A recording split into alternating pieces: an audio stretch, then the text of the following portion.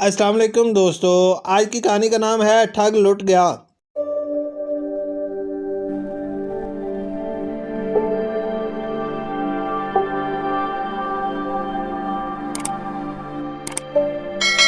ایک چھوٹا سا گاؤں تھا۔ یہاں کے لوگ سیدھے سادے تھے اور ہر ایک بات پر فوراً یقین کر لیا کرتے تھے۔ ان کی نیکی اور مہمان نوازی دور تک مشہور تھی۔ اس گاؤں میں ایک عقل مند شخص بھی رہتا تھا۔ لوگ اس کی نصیحتیں سن تو لیتے تھے لیکن ان پر عمل نہیں کرتے تھے۔ ایک ٹھگ نے ان کے متعلق سنا تو وہ اس گاؤں میں بڑی بری حالت میں پہنچا اور لوگوں کو اپنے لٹ جانے کی جھوٹی داستان سنائی۔ ان لوگوں نے ہمدردی کرتے ہوئے اس کی خوب آؤ بھگت کی اور رہنے کو ایک مکان میں انتظام کر دیا۔ کچھ دن گزر گئے تو ٹھگ نے انہیں دھوکہ دینے کی سوچی۔ اس نے لوگوں سے کہا، مجھے ایک کلاڑی دے دیجئے، میں لکڑیاں کاٹ کر اپنا گزارا کروں گا۔ مجھے یہ اچھا نہیں لگتا کہ آپ لوگوں پر بوجھ بنا رہوں۔ لوگ خوشی سے راضی ہو گئے اور ایک کلاڑی دے دی۔ وہ کلاڑی لے کر جنگل کی طرف چل دیا۔ سارا دن وہاں ایک درخت کے نیچے بیٹھا رہا اور شام کو کلاڑی لیے خالی ہاتھ واپس آ گیا۔ لوگ بڑے حیران ہوئے اور پوچھنے لگے،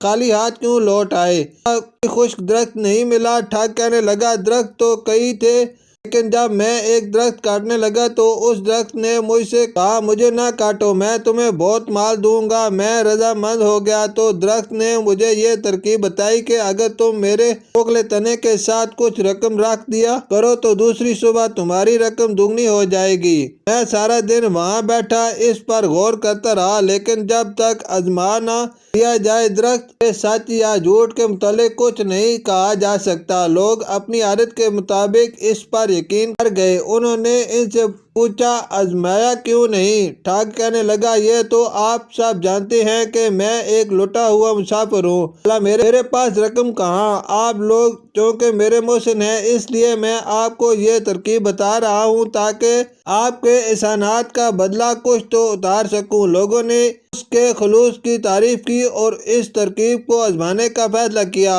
اس عقل مند آدمی نے گاؤں والوں کو سمجھایا لیکن وہ نہ مانے تو لوگوں کو ان کے حال پر چھوڑ دیا۔ لوگوں نے مل کر کچھ رقم جمع کی اور بتائے ہوئے درخت کے تنے کے ساتھ رکھ دی۔ رات کو ٹھگ بھاگ گیا اور رقم گن کر اپنے پاس سے اتنی ہی رقم اور رکھ دی۔ دوسری صبح جب لوگ وہاں گئے تو صبح سچ مچ رقم دگنی تھی۔ وہ یہ دیکھ کر بہت خوش ہوئے۔ ٹھگ کے کہنے پر انہوں نے وہ ساری رقم وہیں رہنے دی تاکہ رقم اس بار پھر دگنی ہو جائے۔ ادھر ایک عقل مند آدمی بہت حیران تھا اور سوچ رہا تھا کہ یہ کیسے ہو سکتا ہے۔ بہت غور و فکر کے بعد وہ سمجھ گیا کہ یہ کوئی دھوکے باز ہے۔ اس خیال کے آتے ہی وہ شام کو اس درخت کے قریب جھاڑیوں میں چھپ گیا۔ جب اندھیرا چھانے لگا تو وہی ٹھگ چھپتا چھپاتا آیا اور رقم کے برابر اتنی ہی رقم اور رکھ دی۔ عقل مند آدمی یہ دیکھ کر دل ہی دل میں خوب ہنسا۔ ٹھگ کی واپسی کے بعد وہ پھر تیز کرتا گھر آ گیا اور مزے سے لمبی تان کر سو گیا۔ دوسری صبح لوگوں نے پھر وہاں دگنی رقم پائی۔ اب تو انہیں یقین ہو گیا کہ یہ آدمی سچ کہہ رہا ہے اور یہ درخت ایک کرامتی درخت ہے۔ ٹھگ نے ان سے کہا کہ اگر آپ لوگ یہاں بہت سی دولت رکھ دیں تو دنیا کے سب سے امیر انسان بن جائیں گے۔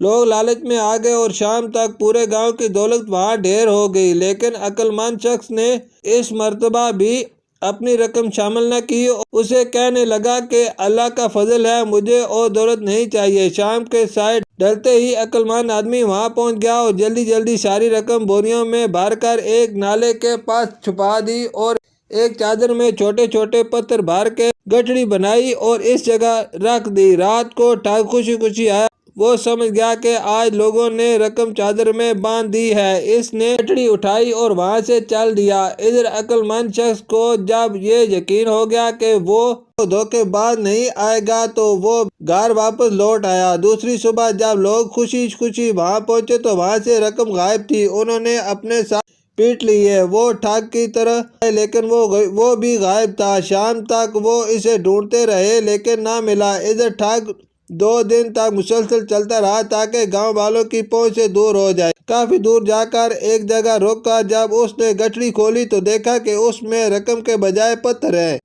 وہ بڑا سٹپٹایا۔ اسے اندازہ ہو گیا کہ عقل مند شخص کو کسی نہ کسی طرح اس کی ٹھگی کا اندازہ ہو گیا۔